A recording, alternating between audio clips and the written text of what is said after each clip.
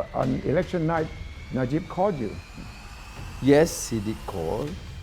trying to strike a deal with it. Not necessarily because when the Deputy Prime Minister first called, he, to a large extent, was conceding defeat because he was also Minister of Interior, Minister of Home Affairs. Yeah, and you and Mahathir have sort of,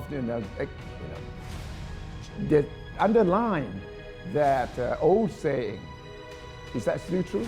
But this is there is a difference here. And people ask me, I say, the important there is that we both agree on the reform agenda. Reform agenda. Did you really trust him when he approached you? Did you really think that? Well, You could trust him because he was someone who had done all this to you.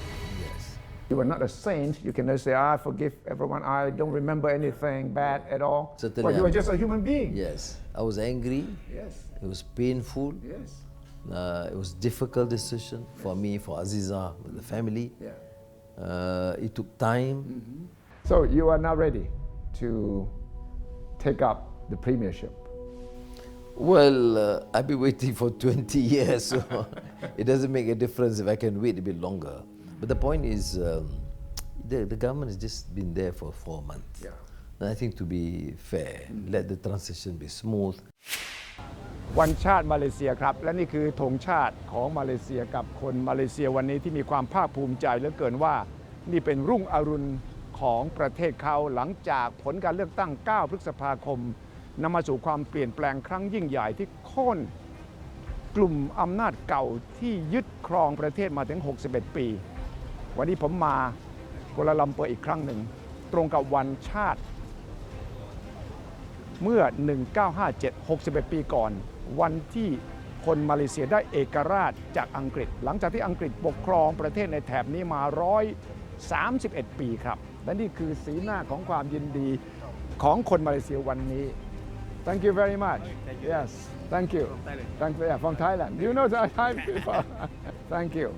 และนี่คือบรรยากาศของวันชาติมาเลเซียผมมาครั้งนี้ 2 สัปดาห์หลังจากที่สัมภาษณ์นายกรัฐมนตรีมหาเดชโมฮัมหมัดเปิดใจทุกแง่มุมว่าการกลับมาเป็นนายกรอบ 2 ในวัย 93 เนี่ยจะเปลี่ยนประเทศของเขาอย่างไร ปราบคอร์รัปชันอย่างไร จะทำให้คนมาเลเซียมีความฮึกเหิมภูมิใจในความเป็นมาเลเซียที่เท่าเทียมกัน มีเสรีภาพในการแสดงความคิดเห็นอย่างไร นายกมหาเดชรับปากกับประชาชนคนมาเลเซีย ปราศัยวันชาติปีนี้ครับว่านี่จะเป็นการได้เอกราชรอบที่ 2 ได้เอกราชครั้งแรกจากอังกฤษเมื่อ 61 ปีก่อน แต่การเลือกตั้งเมื่อวันที่ 9 พฤษภาคมครั้งนี้คือการได้เอกราชของคนมาเลเซียรอบ 2 เพราะว่าได้คืนซึ่งอิสรภาพได้คืนมาซึ่งความเป็นเจ้าเข้าเจ้าของประเทศอีกครั้งหนึ่ง จากนี้ไปนายกรัฐมนตรีมหาเดชต้องพิสูจน์แล้วครับว่า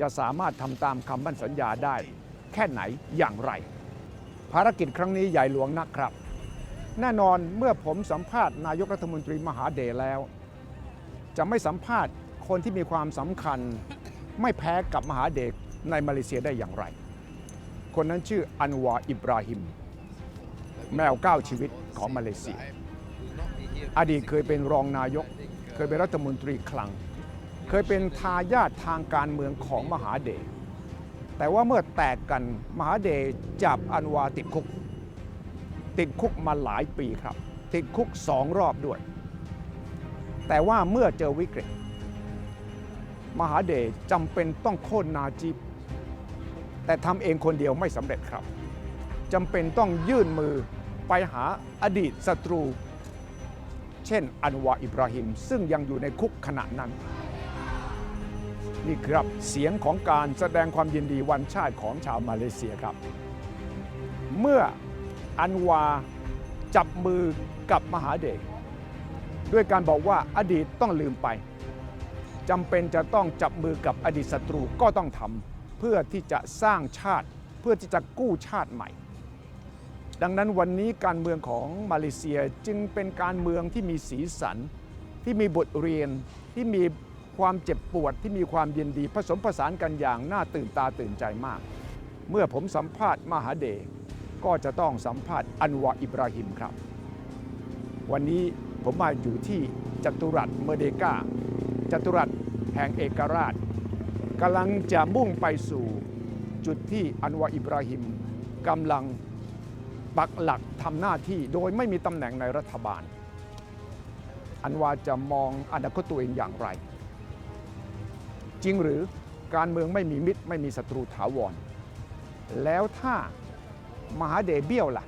ถ้ามหาเดชไม่ยอมก้าวลงล่ะ อันวาจะทำอย่างไร แล้วถ้าอันวาจะขึ้นมาเป็นนายกรัฐมนตรี อันวาจะจับมาเลเซียเข้าไปสู่ทิศทางใด วิสัยทัศน์ของอันวาหลังจากเจอกับความทุกข์ทรมาน เจอกับคุก เจอกับการคุกคาม เจอกับอุปสรรคนานาประการทั้งชีวิตนั้น ในวัย 71 อันวาจะเริ่มต้นใหม่อย่างไร ตามผมมาครับ จะไปนั่งคุยกับอันวาอิบราฮิมแมว9ชีวิตตัวจริงของการเมืองไม่ใช่เพียงมาเลเซียครับของการเมืองทั่วเอเชียก็ว่าได้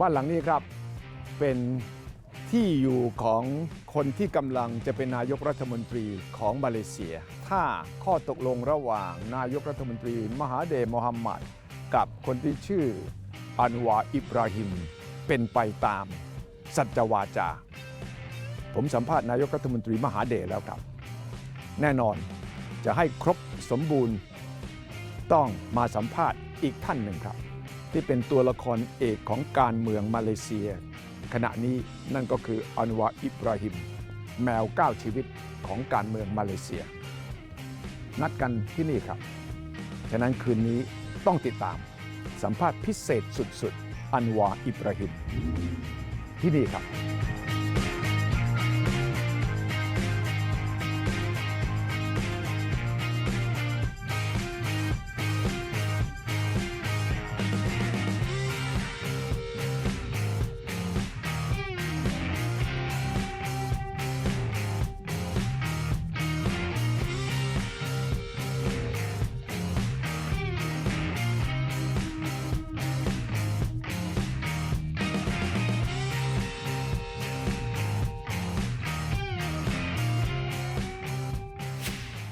So Anwar, so happy to see you again.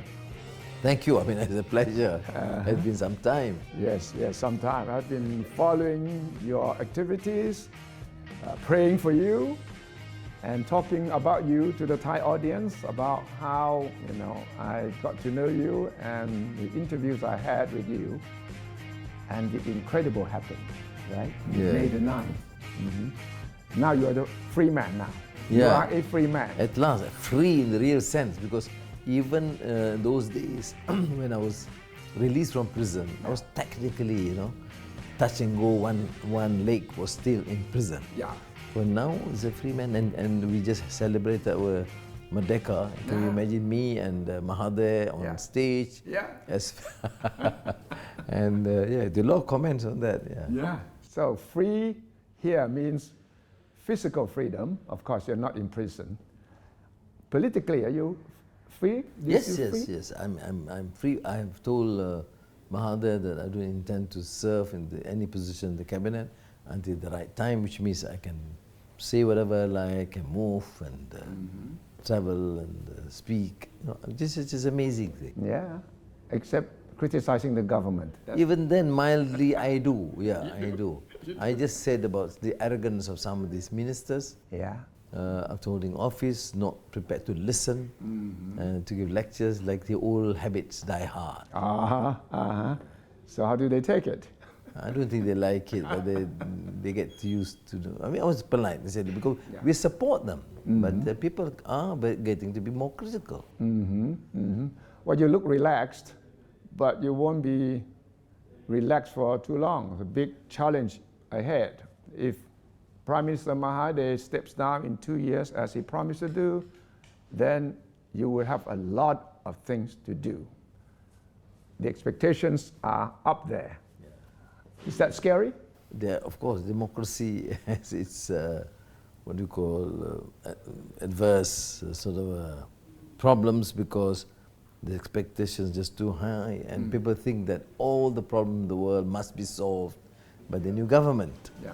And of course, we also made too many promises. Right. But my advice was that then have the humility to acknowledge, yes, we could do this in the first 3-4 months, but we have to extend and be humble enough to accept the fact that the economic turnaround cannot be done in a few months.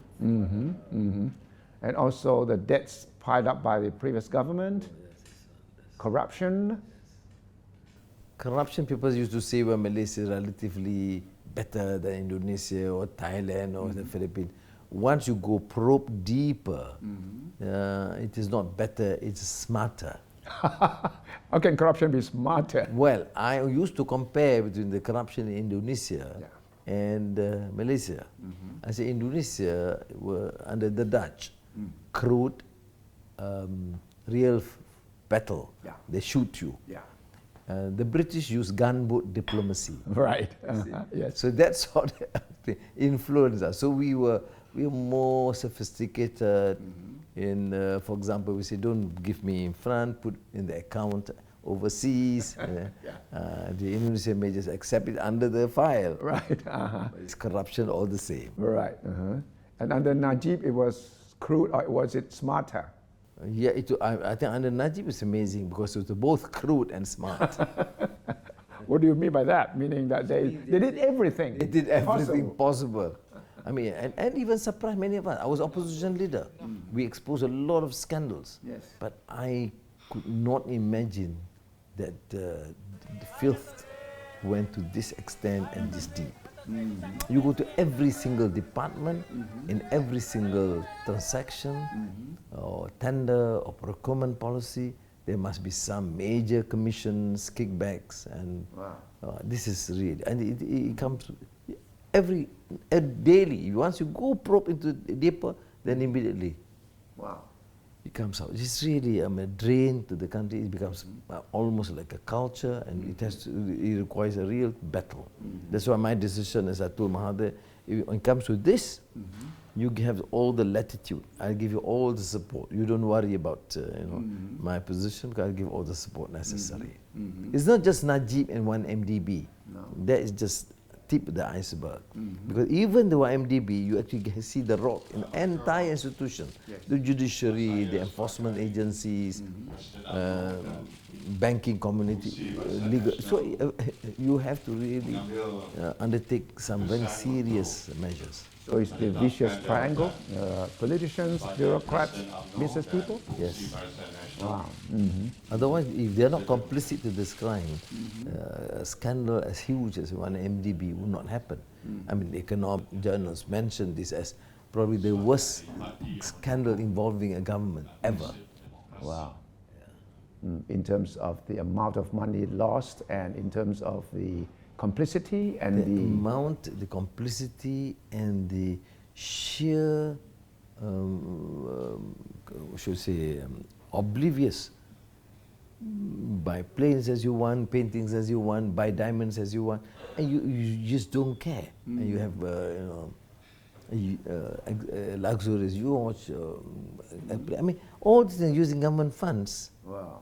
Which I think it is really shocking. So you think that the new government can recover the losses? Some losses, of course, there are losses, but then some you can recoup. For example, if the yacht costs 300 million, you can recover, but it becomes 150. Right. Yeah. A plane you buy, for example, with 250 million, you cannot recoup that money. But at least there is attempt to recoup, and I think, and I believe, and certainly I support the tough measures. Shouldn't show any mercy when it comes to public funds. Right. I've said that I've forgiven all these individuals that cause or inflict harm on me. Right. Okay, personally, I'm not going to take it up. Okay, but then you squander Public money. Public money, I have no authority to forgive you. Yeah, you have to repay. And the public money means the money of the rich and more so the money of the poor and the marginalized. Has Najib apologized publicly? No, he seems to be quite adamant in insisting that he's innocent and has been. It's quite amazing. Yeah. Despite the evidence. Yeah, he says the evidence are concocted. I mean, the whole world knows about the Birkin bags now. Yeah. You know, I was in Turkey, I was in the UK, I was in Jakarta, and everybody was making big jokes about it, including his old allies and friends. You know, because they came, claims that we don't know. I think many of them knew. The problem is the complicity of governments, or political leaders, or business community, which is it's really sickening to my mind. Yeah. They knew. Of course, they did not know the extent and the gravity, but they knew. Yeah.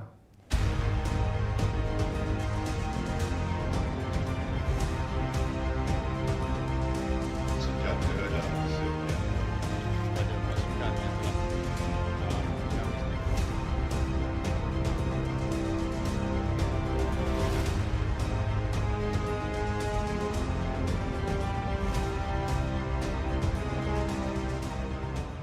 จริงไหมที่คืนวันเลือกตั้ง นาจิบ ราซัก นายกรัฐมนตรีขณะนั้นโทรศัพท์ไปต่อรองเจรจากับอันวา เพื่อที่จะจับมือกันสกัดไม่ให้มหาเดชกลับมา But on election night, Najib called you, Yes, he did call. trying to strike a deal with you. Not necessarily because when the deputy prime minister first called, he, to a large extent, was conceding defeat because he was also Minister of Interior, Minister of Home Affairs, which means he must have got the intelligence report. But he did caution me to say, Najib wants to speak to you in an hour, and he does not believe that Najib is prepared to concede. So when he spoke, but I was polite.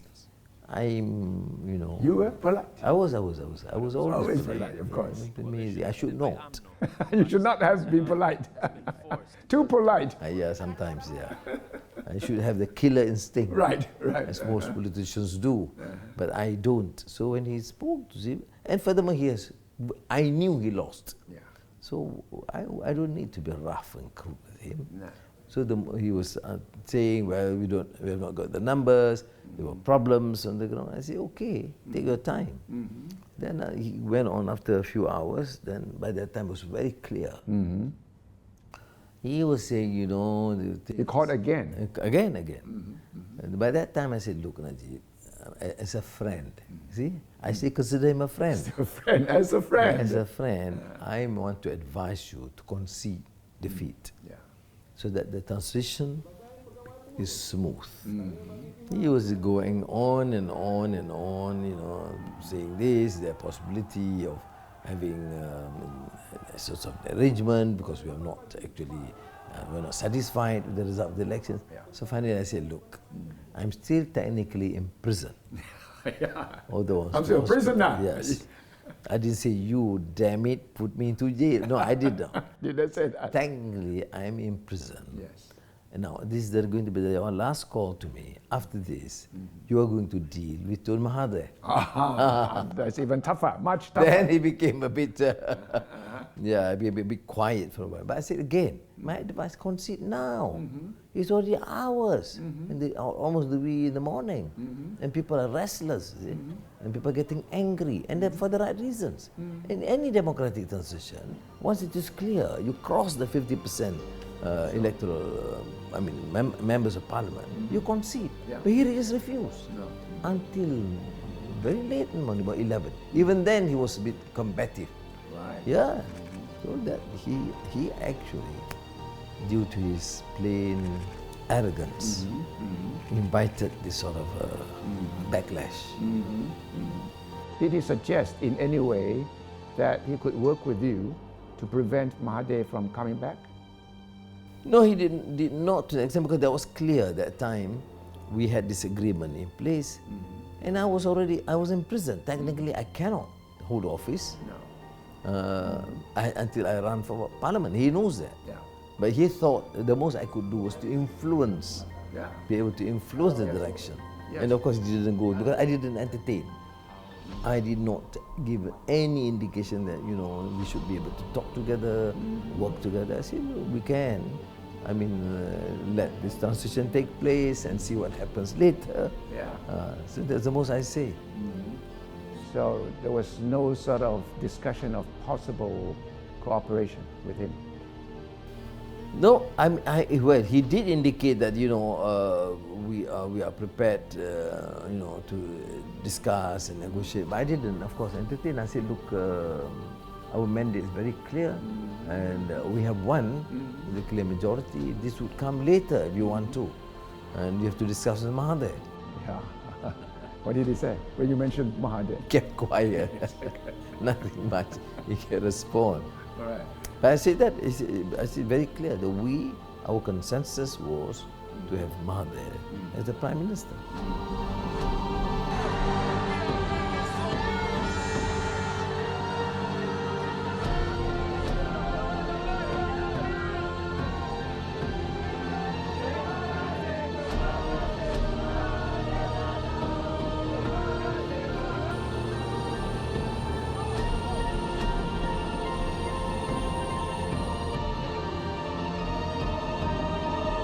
คำถามใหญ่แน่นอน ตกลงมหาเดชจะยอมก้าวลงเพื่อให้อันวาขึ้นมาเป็นนายกรัฐมนตรีหรือไม่ ต่อไปนี้มาเลเซียจะเดินหน้าอย่างไร เบื้องหลังของข้อตกลงระหว่างมหาเดชกับอันวาคืออะไรคำเปิดใจของอันวาเรื่องเหล่านี้น่าตื่นตาตื่นใจ น่าสนใจน่าติดตามว่าคนอย่างอันวาคิดอย่างไรกับสิ่งที่เกิดขึ้นกับชีวิต อันวากำลังจะบอกผมครับว่า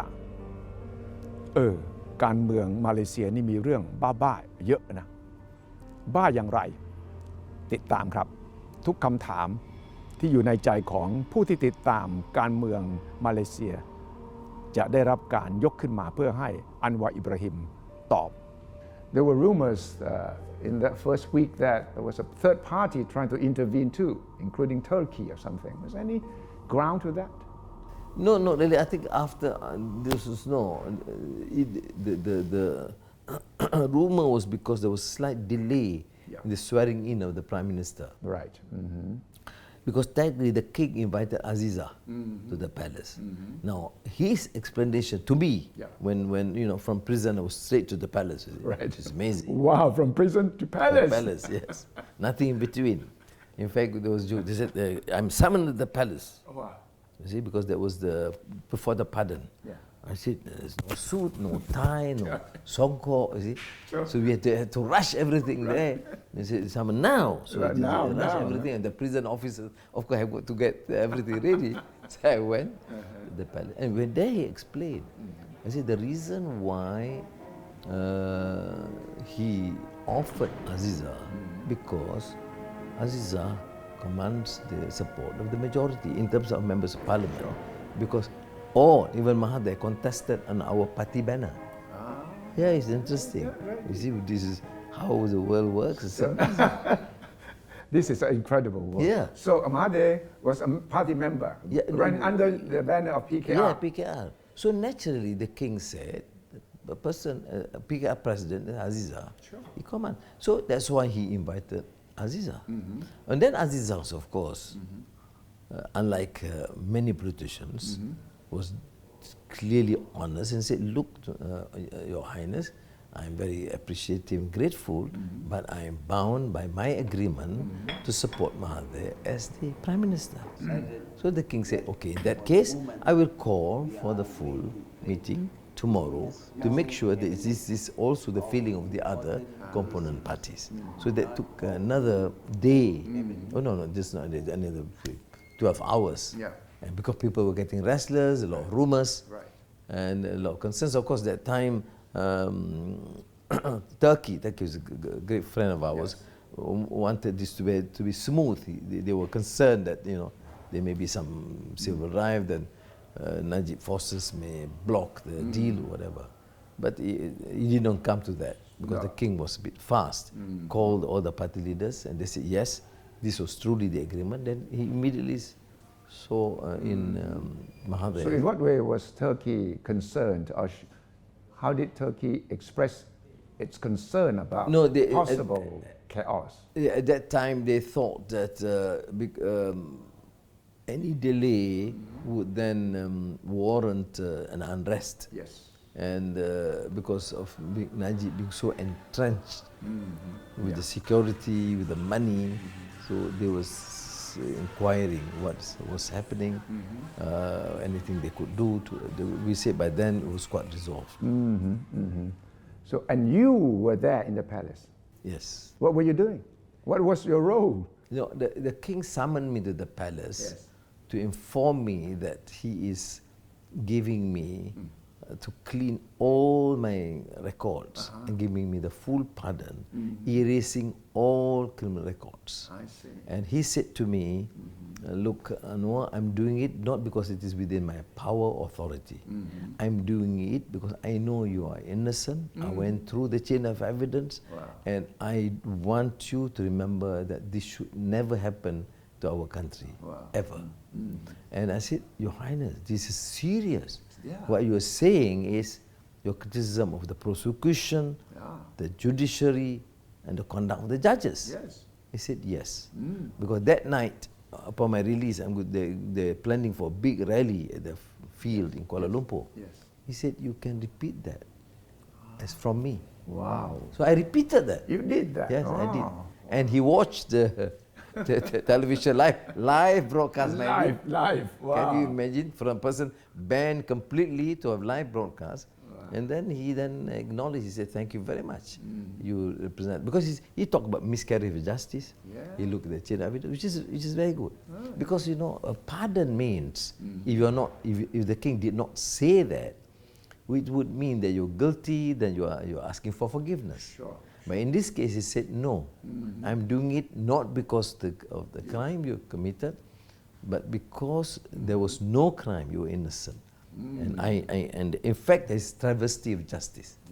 Which is, I was very pleased. It was a very emotional meeting. I said, Your Highness, I was, you know, I'm so pleased, grateful for you to come. No, that's the truth. Full vindication. Yes, full vindication. He said, based on the facts and the law. And that was before Mahathir sought pardon. No, well, happening at the same time? At the same time, because Mahathir just sought pardon technically within the procedure. But then the king went ahead and moved the whole thing. In fact, he invited me even before the Pardons Board meeting. I see. You see, the Pardons Board meeting was, say, for example, at 10 o'clock. Okay? Which is going to be a short one, because just enough for Mahathir to say, well, the government is recommending this, and the king then gave the full pardon. So it can be, actually they met about 15 minutes. But before they convened the meeting, the king already summoned me to the palace. So in fact, by the time I arrived, Mahathir was just going out. That's why this photograph about me and in palace. It's a coincidence. Yeah, that was great coincidence and would be recorded as something really incredible in Malaysian history, right? Yeah. There are many crazy things we do anyway, in politics and in life. A lot of crazy things. Too many crazy things to understand, really. Another crazy thing is, in politics, there are no real enemies, no real friends. And you and Mahathir have sort of, underline that old saying. Is that still true? Pastor Chai, there is a difference here. People ask me, I said, the important that is that we both agree on the reform agenda. Reform agenda. Yes. Which means I finally said, yes, we'll work together. Once there is a commitment on democracy, the free media, independent judiciary, end to corruption, good governance. At least this was stipulated, duly signed. People, of course, take up the issue, the fact that Mahathir and the leaders signed the fact that Anwar is going to be the next Prime Minister. Right. Okay. But that's That's part of it. The major part of it is the reform. The reform agenda. Yeah. So it's not just about expedient, about Mahathir to be Prime Minister and Anwar to be next Prime Minister. No, that's not enough. What difference does it make? We have so many Prime Ministers coming and going, and so many governments. Doesn't matter to you. The same corruption, the same abuse. Yeah. You come in with a clear mandate. You cannot steal from the people. But how did you convince Mahathir to accept the reform agenda? Mahathir is, of course, very smart politician. He understands the society, and I think he saw something that he could not envisage before. The fact that the country is declining in terms of its moral fiber and the endemic corruption and the sheer arrogance of power. Well, people say maybe attributed to him, but I would share this, that he could not imagine that would go to this extent. And therefore, I think then he started talking to opposition leaders, civil society, intellectuals, which he had not had sessions before. No. First time yeah. he engaged the Engaged, intellectuals. engaged for a month. You see, it's not just weeks, it's just for, a year of serious engagement. Then I think, when he came to see me, as a friend, I was amenable, I was kind, I was polite. But then, to follow this up, I said, look, we are here as a party with an agenda.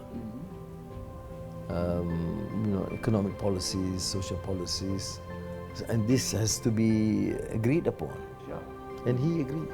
Against some of these rules, why this, why that. And He why continues you're to do that. Yeah, and why you're too idealistic. This Yes. is not practical. Yes. I'm sure it's going to caution you. Yeah, he did. For example, idealistic or too democratic or too liberal. Right. I said, the world has changed, Mr. Prime Minister. We are no longer in the 80s. And we must have confidence and trust that we can build. But of course, it requires strong institutions, Sure. judiciary, the media, to be effective.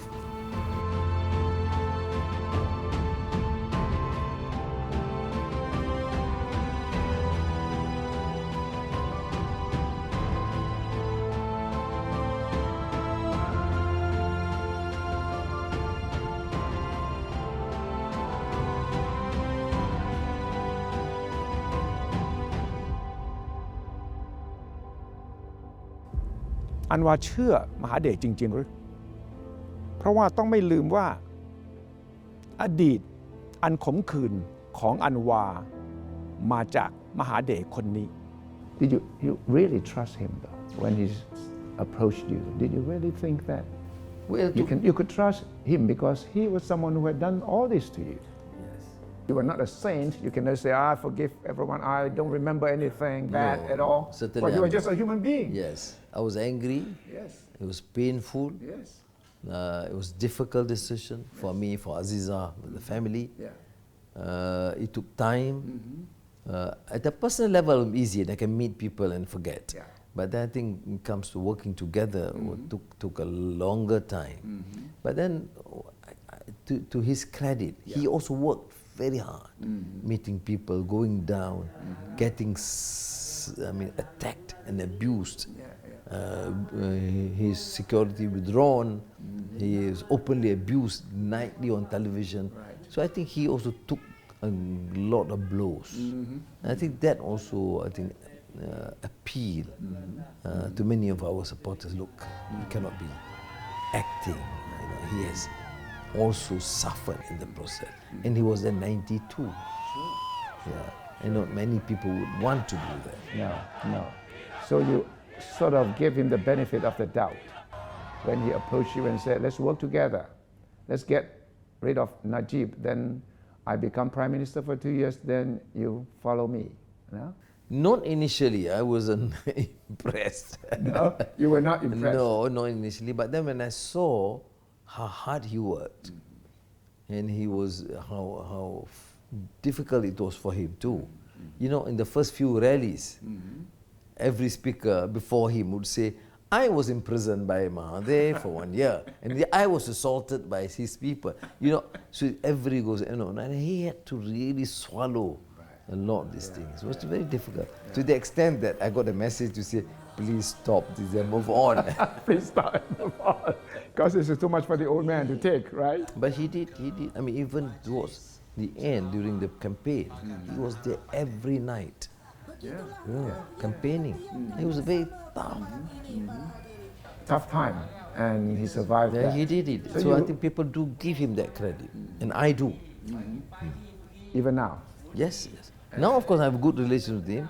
I don't meet him that often. I mean, in the private exchange, once a fortnight, I will have long chats with him. Yes. When was the last time? 3 days. Really? What did you talk about? No, we talk about policies. Recently, it was the concerns of the more marginalized societies and the poor, including the Malays, who are just reacting. What the future is going to be. So these things are said. And he did mention in the media. Anwar spoke to me and he said he was a bit concerned. Yes. I saw that in the paper today. Yeah. Yes. But which is okay. So did you give him any warning about his performance? About his ministers? I did consciously look. I think he needs to advise them and caution them about making statements. I know some of them are new, but 1 or 2 mistakes, okay. But you make too many silly remarks. We have all to suffer in the process. So please. And you too, huh? I'm not going to suffer too, right? Yes. Because you have to take the blame as well Yes. now. In the same boat, That's so true. to say. That's true.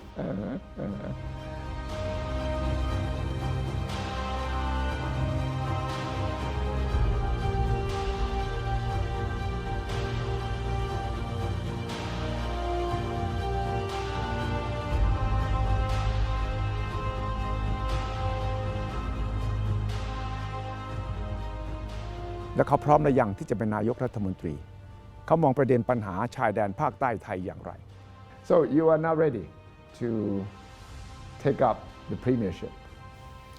Well, I've been waiting for 20 years, so it doesn't make a difference if I can wait a bit longer. But the point is, the government has just been there for 4 months. And I think to be fair, let the transition be smooth, settle the major issues. And I have not been even to Bangkok. Give me time. I want to 3 years. I want to go there as a normal citizen. Sure. And not as a prime minister with all protocols and like that. I want to meet friends and And we're going to have dinner. And, dinner Thai and massage. lectures. Thai massage. Thai massage. You need one for your shoulder, right? Actually, it's recuperating. No, but seriously, you will have to prepare yourself. That's true. That's true. How are you preparing yourself? No, PM has been kind. I mean, he's allowed ministers to come and brief me, and talk to me, and So you get all the briefings. and also I call independent economists internationally. People have, actually we have too many friends who came, wanted to contribute and prepare, which I think augurs well for the country. Yes, all the ASEAN friends are praying for the success of the new dawn of Malaysia. Yeah, because not too, I should say, reassuring for ASEAN. Malaysian example is good for a lot of our ASEAN friends, also not too good. Or maybe wake-up call for the rest of ASEAN and the rest of Asia as well, I would presume. No, because particularly in Muslim society countries, it's all gloom and despair. Yeah, but now suddenly they see Malaysia coming up. It generated so much interest, even in the Arab world. Sure. Yeah. It was a world story. It was a global incident. Yes. Were you surprised yourself at the outcome of the election? Not really, Sai, because you look at the 2013 results, we had already 52% of popular votes. Yes. And I thought by if we are able to push a bit more, we could. And then You we were had- almost there. Yes, in fact, yes. last time I was. If they didn't cheat, we have Yeah, won. yeah. So because I was almost there, they put me back in prison. Right. These rotten guys. Yes. So now with Mahathir and some of the old UMNO leaders in, I'm sure they could appeal a few more percent. Yeah. You know. Yeah. And precisely that was what happened. But frankly, I did not realize or anticipate that big a margin. Yeah, I anticipated a small margin, and with the opposition in Sabah Sarawak coming in, but we did not rely on that. It was just a single coalition in Peninsula was enough, and then we had again another bonus from Sabah Sarawak. Right. Yeah, I was telling the other day that what surprised me, the most remote area in Sarawak, of the indigenous tribes, in the borders of Borneo, the most remote, we call the Puncak Borneo. And I did not anticipate a victory, but we won in that seat. Wow. How do you explain that? I mean, I met the member of parliament, he said, of course he worked there. I remember going there long before 2013. And telling him, you have to win this, scolding him and things like that. She was telling me this, and he said the people just worked very hard. They had lots of problems over customary land and poverty and widespread there. We won. You don't ask me how, but then people, you see, never underestimate the strength of democracy and the wisdom of the people. Yes. They say, well, only the urban, the more articulate, the middle class, the elite is nonsense. No. You have cases, you explain to them, these people in simple language would understand whether they have leaders or robbers. Yes. So don't underestimate the fact that the people are not talking, because most of the polls before election were suggesting that UMNO was still going to be in power. Most of the formal polls, you know, the quiet polls that came to me, even in prison, was a different story altogether. Yes, yes. Wow, wow. Oh, the public polls were something else. Yes, yes. And the private polls suggested that you're going to win. I wouldn't say win, but certainly a chance of winning is there. For example, I was in prison. I should say 90% of the guards were with us. And then I was in the hospital. The nurses, the doctors, the workers, they were all with us. And openly. This time we must make it. I'll make sure I go and vote. And the morning during the elections, I was surprised. They said the traffic, the day before the election, the evening, the traffic going back to the villages, to the districts. This is like a national holiday. Everybody wants to go back, and mostly among the young, going to vote. So that was a good signal for They're a you. good signal. At that time I said, wow, this is a good feeling. Yeah. Wow. Yeah, I could see the enthusiasm of the guards, who had to vote sometimes early. Said, the moment they vote, they all came back. Say, sir, I've done my duty. It's my contribution to you, or something like that. So it's amazing. I could sense Yeah. from the director downwards. Yeah, quite open.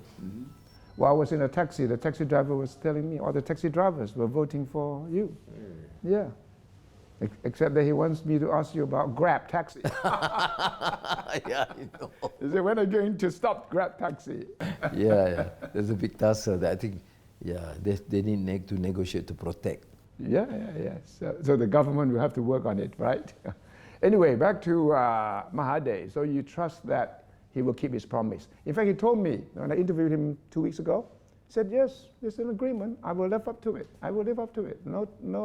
No truth to the rumors that I'm not going to step down. No, that's true. I have no reason to distrust. He's 93, he's working very hard.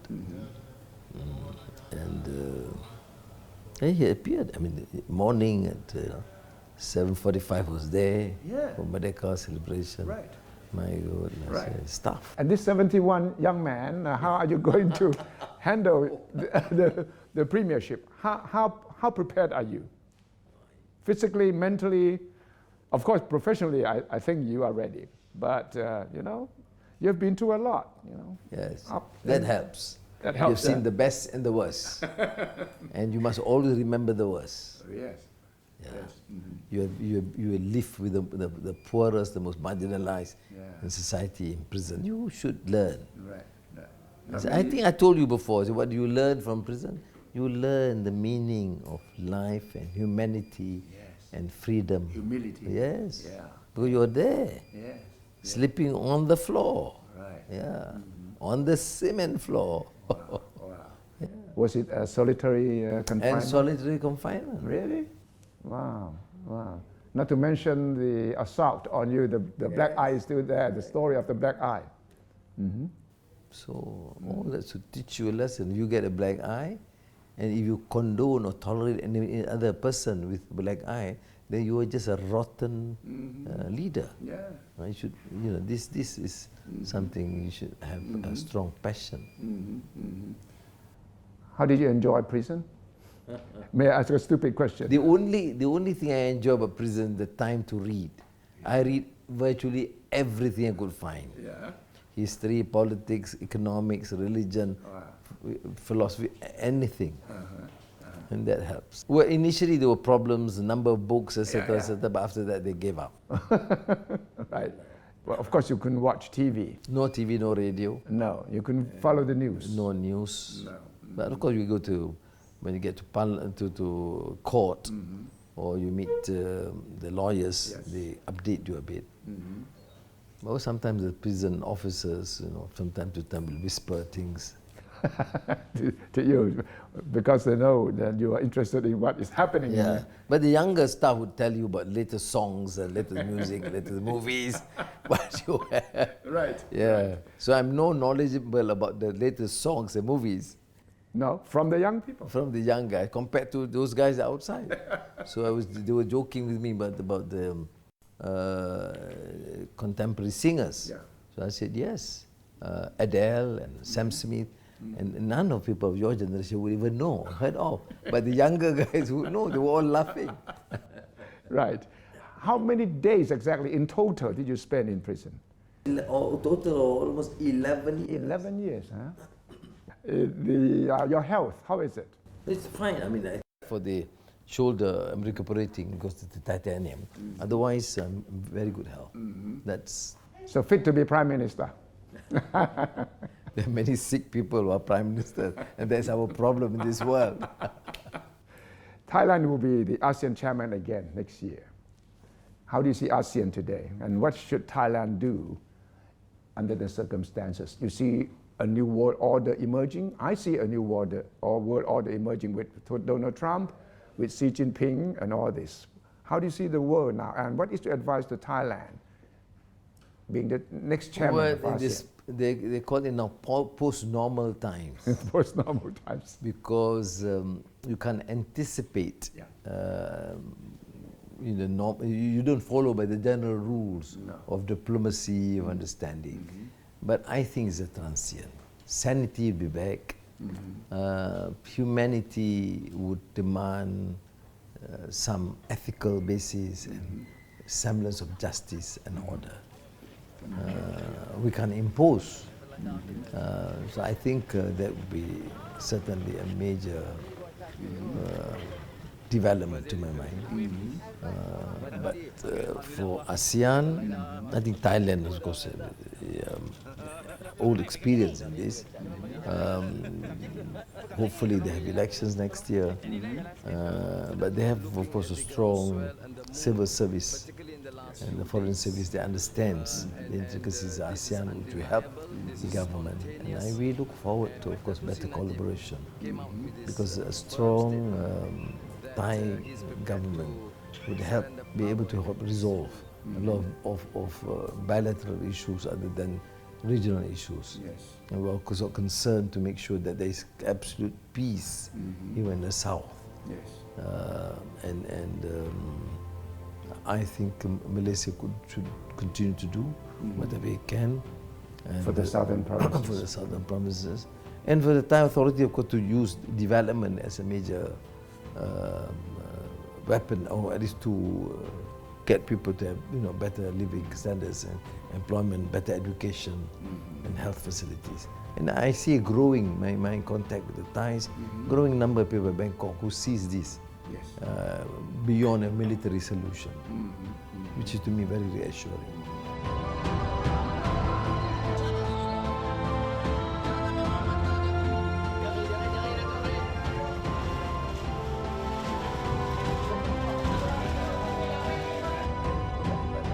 As I said, Chinese, Indians, Kazakhstan. แล้วก็ยังฝากถึงดร.สุรินทร์พิษสุวรรณเพื่อนของอันวาเพื่อนของผมที่จากไปอย่างคาดไม่ถึงด้วยครับ Well, our common friend Dr. Surin Pissuwan just passed away unexpectedly. You want to say something about him? He was a dear friend for decades, and